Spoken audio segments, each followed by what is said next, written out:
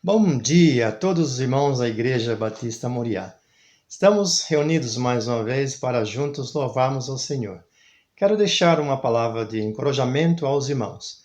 Ser corajoso é nunca desistir de uma luta, mesmo sabendo que vai ser difícil conquistar a vitória. É não virar as costas, mesmo quando todos à sua volta já fugiram. A palavra do Senhor diz em Deuteronômio 31:6: Sejam fortes e corajosos, não tenham medo, nem fiquem apavorados por causa deles.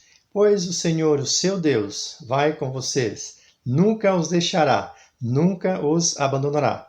Convido a igreja a participar desse culto da nossa Escola Bíblica Dominical com alegria, que todos estejam ansiosos de aprender mais da palavra do Senhor. Vamos louvar ao Senhor.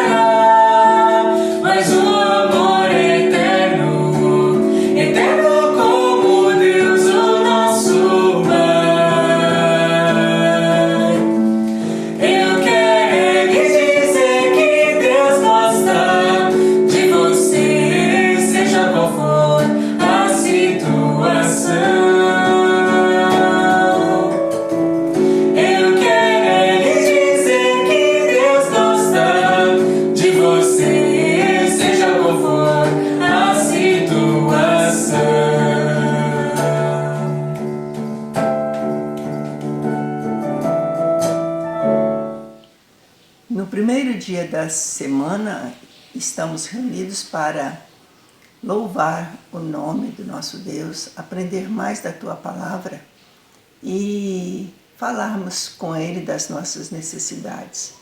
Cada um na sua casa tem o seu pedido. Portanto, pedimos que você concentre-se no pedido da nossa nação, o seu pessoal, a sua família, e vamos todos apresentar a Deus as nossas necessidades. Oremos. Pai querido, obrigada por mais esse dia que Tu nos estás dando.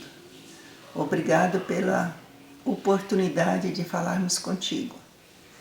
E queremos Te apresentar aquilo que Tu já conheces, ó Pai, que é a necessidade da nossa nação, do nosso planeta, em relação às doenças que estão assolando o ser humano.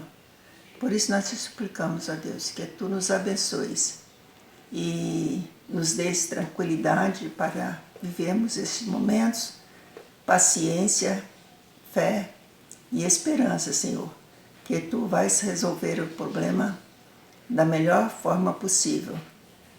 Mas enquanto não vem a solução, ó Deus, vá dando força aos nossos governantes e técnicos para que possam providenciar os meios que Tu tens preparado para a nossa salvação. Perdoe os nossos pecados, fica conosco em nome de Jesus. Amém.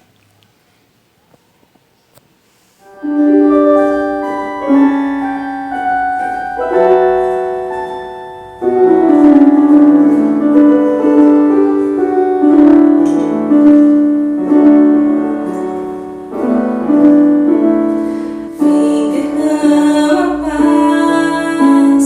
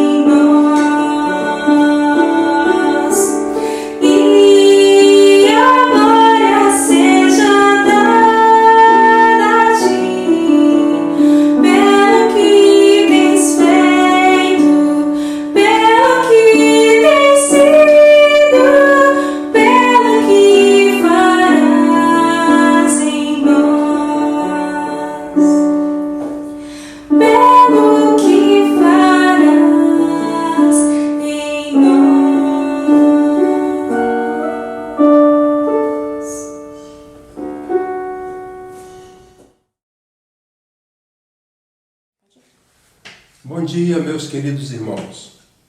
A minha primeira palavra é de agradecimento pelas mensagens de parabéns que recebi pelo meu aniversário. Os irmãos mandaram mensagens muito bonitas, muito bondosas, muito agradáveis. A irmã Solange e a irmã Estela mandaram um bolo, mandaram salgadinhos e nós tivemos a nossa festa aqui. Muito obrigado. O nosso estudo na escola bíblica, porque nós continuamos estudando a Bíblia, é sobre o livro de Jó. Na semana passada, na última lição, nós focalizamos o comportamento dos amigos de Jó. E notamos que eles tentaram estabelecer uma comunicação com Jó.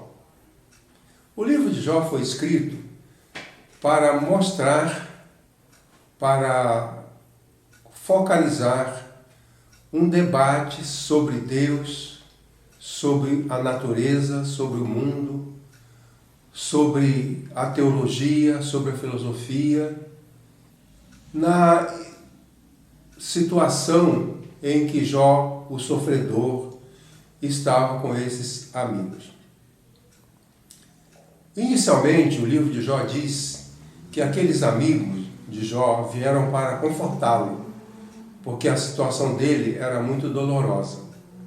Havia perdido a família, havia perdido os seus bens, estava doente e abandonado pela sua esposa. O que entendemos, o que aprendemos quando estudamos o livro de Jó, é que os amigos dele fracassaram. Foram fazer a visita, se condoeram, mas não ajudaram. E eles não ajudaram porque a sua comunicação foi inapropriada. Havia várias falhas. Eles não acolheram as palavras de Jó. Jó falava e eles rebatiam. Eles não consideraram a situação de Jó, a real situação de Jó. Porque eles consideraram Jó como fosse uma pessoa má. Eles insistiam em que Jó havia cometido mal, por isso estava sofrendo. E eles não levaram em conta o fato que Jó possuía recursos e conhecimento que eles deveriam considerar, que eles deveriam levar em conta. Então eles não ajudaram. Os especialistas dizem que a finalidade da comunicação é produzir mudanças benéficas. E os amigos de Jó não conseguiram. A boa comunicação, portanto, deve ajudar e não atrapalhar. Há uma outra expressão que diz que toda comunicação produz mudanças naquele que recebe a comunicação. E a mudança que Jó recebeu foi ruim, porque ele não melhorou com a interferência dos seus amigos. Do capítulo 32 até o capítulo 37, já não encontramos mais os amigos falando. No final do capítulo 31, foi o final da palavra de Jó, Jó terminou as suas palavras, os amigos não tinham o que responder. E não responderam mais, calaram a boca. Então entra em cena, a partir do capítulo 32, um outro amigo que estava presente e que estava calado desde o início. Esse amigo se chamava Eliú. Então, Eliú é o quarto amigo de Jó que estava presente e que não falou nenhuma palavra. Eliú, então, vai falar e vai ocupar vai ocupar 5 capítulos, dando a sua fala, dando a sua opinião. E Eliú, que falou muito, Jó não falou mais, os amigos não falaram mais, agora a partir do capítulo 32, somente ele que fala, mas ele também não ajudou em nada, a palavra dele foi inadequada e não ajudou. Ele apresentou alguns defeitos na sua comunicação, e esses defeitos que ele apresentou na sua comunicação trazem lições para nós. Ele não ajudou porque a sua comunicação era uma comunicação inadequada, inapropriada. E do discurso dele, nesses capítulos todos, do capítulo 32 até o capítulo 37, nesses discursos todos, nessa palavra toda, descobrimos lições para nós. Primeiramente, nós aprendemos que a comunicação de Eliú foi uma comunicação contaminada pelos seus sentimentos. O texto diz assim: então se acendeu a ira de Eliú, filho de Baraquel, o buzita, da família de Rão. Acendeu-se a sua ira contra Jó, porque este se justificava a si mesmo e não a Deus. Também contra os 3 amigos se acendeu a sua ira, porque não tinham achado o que responder. E apesar disso, haviam condenado Jó. O que lemos então nesta passagem é que Eliú tomou a palavra portando uma emoção danosa. Estudiosos dizem que algumas emoções são tóxicas, quer dizer, fazem mal. E Eliú falou impregnado de raiva. É muito comum haver comunicação defeituosa por causa das emoções que estão presentes. A pessoa que fala tem emoção inadequada. Por exemplo, raiva, medo, tristeza, rejeição. E por causa dessas emoções, o discurso, a comunicação fica defeituosa e a pessoa não consegue ajudar. Como disse, a finalidade da boa comunicação é produzir mudanças benéficas para que a pessoa se sinta melhor. No caso, Eliú estava com raiva. Ele falou com raiva. Ele estava com raiva de Jó, porque Jó se defendeu, e ficou com raiva dos seus amigos, porque os amigos não conseguiram calar a boca de Jó. Bem, isso é importante porque muitas pessoas falam impregnadas de sentimento ruim. Há casais que pouco conversam. E quando eles conversam, é porque um deles está com raiva. O ideal seria que nós conversássemos sempre quando nós estivéssemos serenos, estivéssemos sossegados, estivéssemos amorosos. Mas, na maioria das vezes, nós não nos comunicamos com amor, com carinho, com bondade. Nós nos comunicamos com raiva. E Eliú não ajudou nada. Uma pessoa raivosa fala de forma ruim. É ruim, é mal ouvir uma pessoa que fala para a gente e aquela pessoa está com raiva. Ela não consegue ajudar, ela não nos facilita. Por isso, essa conduta de falar com raiva, ou com tristeza, ou com medo, ou com rejeição, essa conduta não ajuda. ela produz uma comunicação defeituosa. Nós também aprendemos que não somente a emoção de Eliú era inadequada, mas também a sua motivação. Sobre a motivação, o próprio Eliú diz assim: pois estou cheio de palavras, o espírito dentro de mim me constrange. Eis que meu peito é como um mosto, sem respiradouro, como odres novos, que estão para arrebentar. Falarei, para que ache alívio. Ele fala, ele mesmo admite que ele vai falar por impulso. Ele se compara a um tanque de vinho, o mosto, que é o vinho novo, que não tem saída para a pressão. Ele está assim, ele é como um tanque de mosto que está sob pressão e essa pressão não tem saída.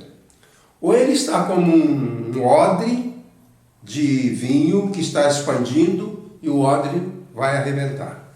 Então ele admite que ele vai falar porque ele está falando por impulso. Outras versões dizem que Eliú falou: se eu não falar, eu morro. Bom, entre nós, em nosso dia a dia, muitas vezes nós falamos por impulso. Nós não falamos porque queremos ajudar, nós não falamos porque queremos transmitir verdade, nós não falamos porque queremos produzir amor, nós falamos porque estamos debaixo de impulso. Falar com desabafo, na maioria das vezes, produz uma fala agressiva. E essa fala agressiva é prejudicial. Eu conheço uma senhora que vive muito mal com o marido. Eles não se comunicam. O impulso para eles se comunicarem é sempre um impulso ruim. Há um momento que um deles diz: eu não aguento mais, eu vou falar. E chama a pessoa e fala por impulso. O falar por impulso é um falar muito ruim, porque é muito difícil a gente conseguir bom resultado quando a nossa fala não é meditada, não é pensada, não é avaliada. A fala vem por impulso. Impulso que está dentro de nós, nos prejudica e nos leva a prejudicar outras pessoas. As brigas surgem muitas vezes por causa disso. Lá em Osasco, uma vez eu ouvi que lá no hospital onde eu trabalhava, uma certa ocasião, umas famílias organizaram uma ceia de Natal.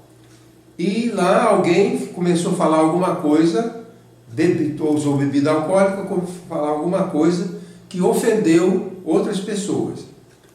E houve uma grande discussão e houve uma grande briga com muita violência.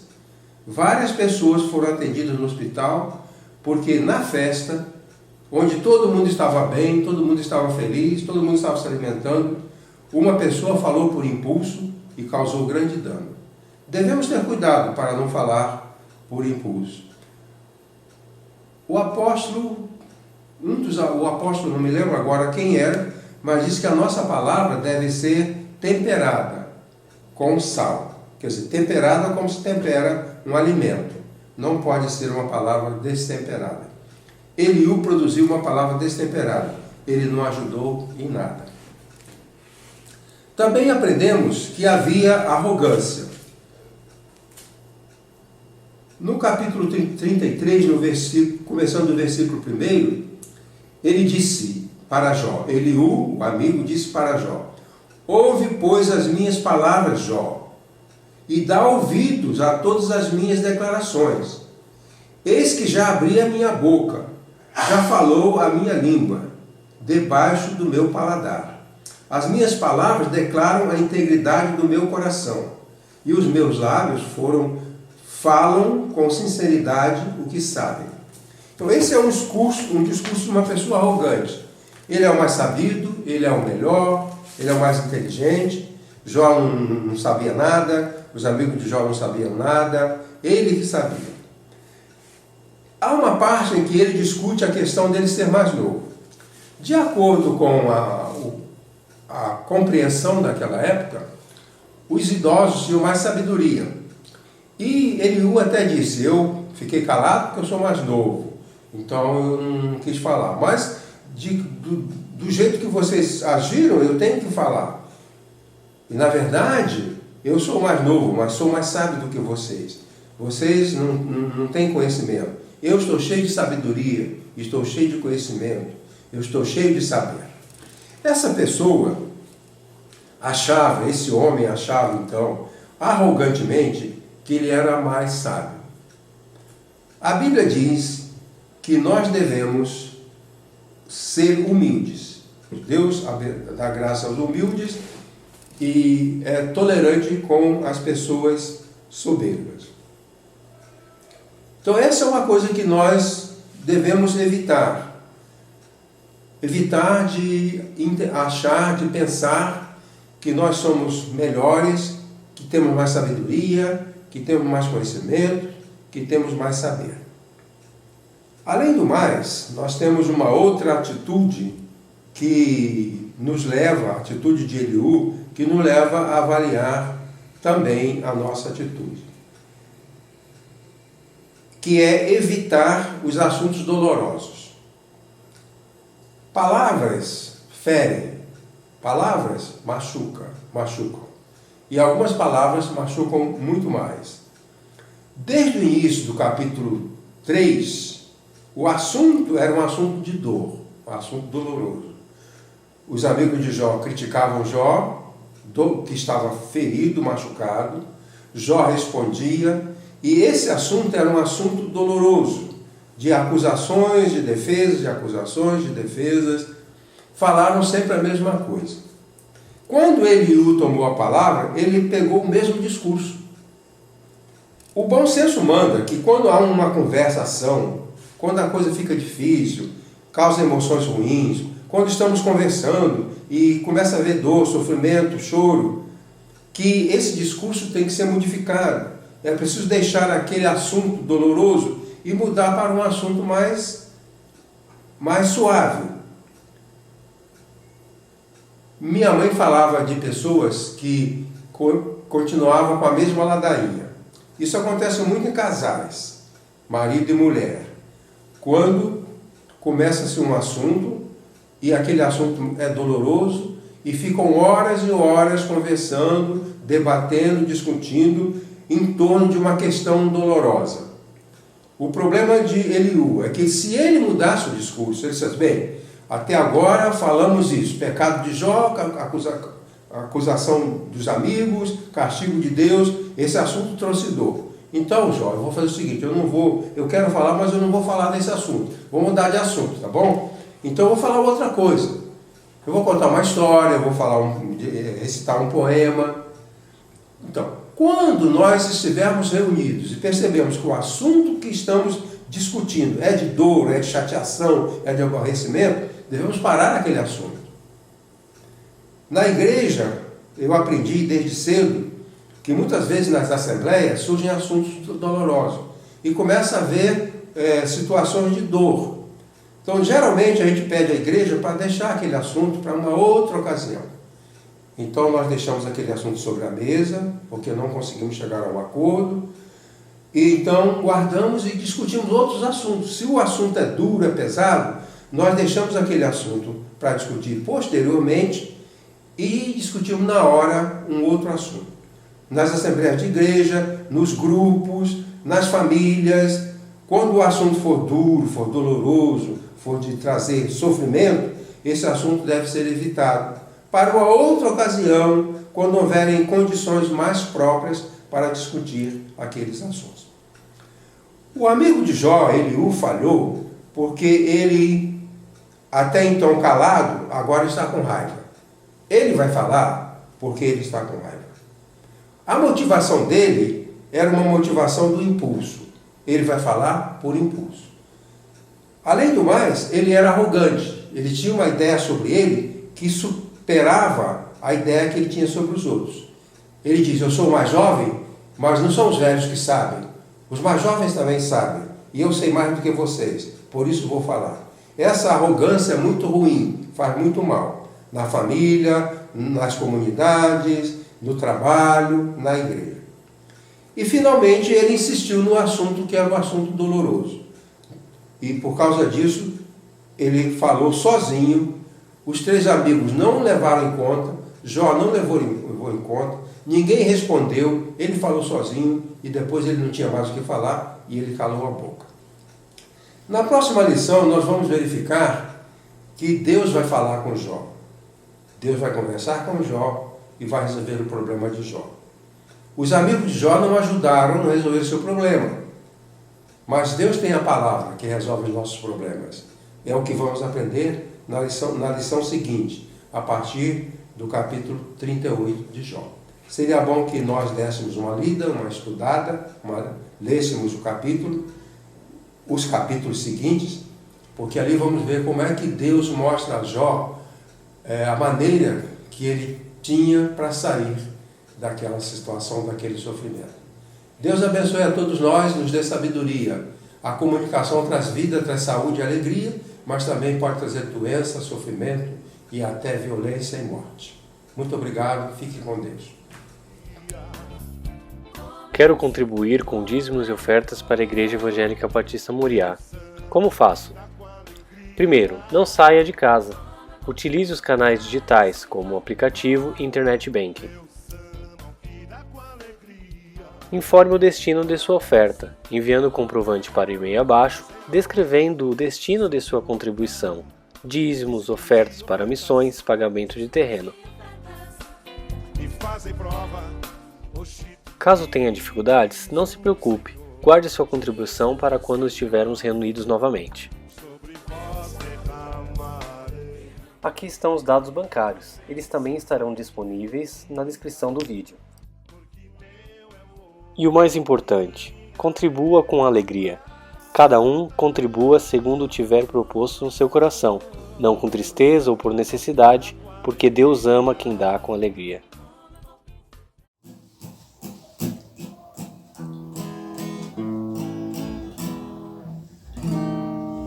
Não consintas tristezas dentro do teu coração,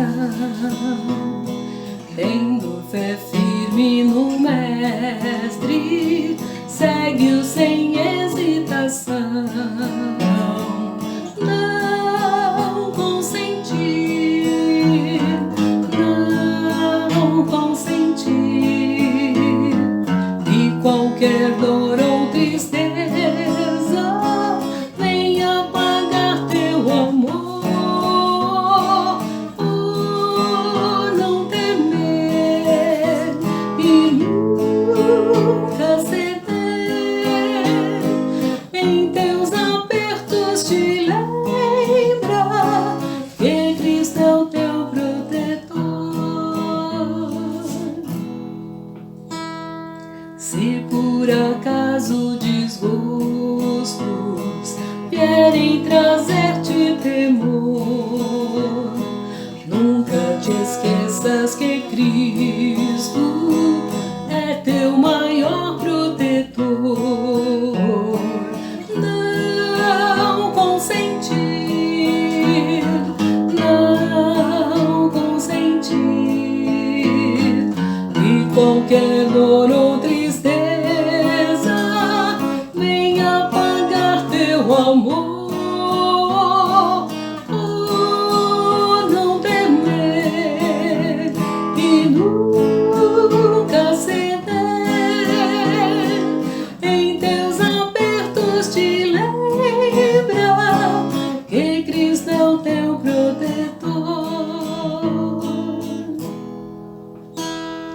Deixa, pois, tua tristeza, toda incerteza e temor, paz e prazer tu em breve receberás do Senhor. Não consentir, não consentir que qualquer dor ou tristeza venha apagar teu amor.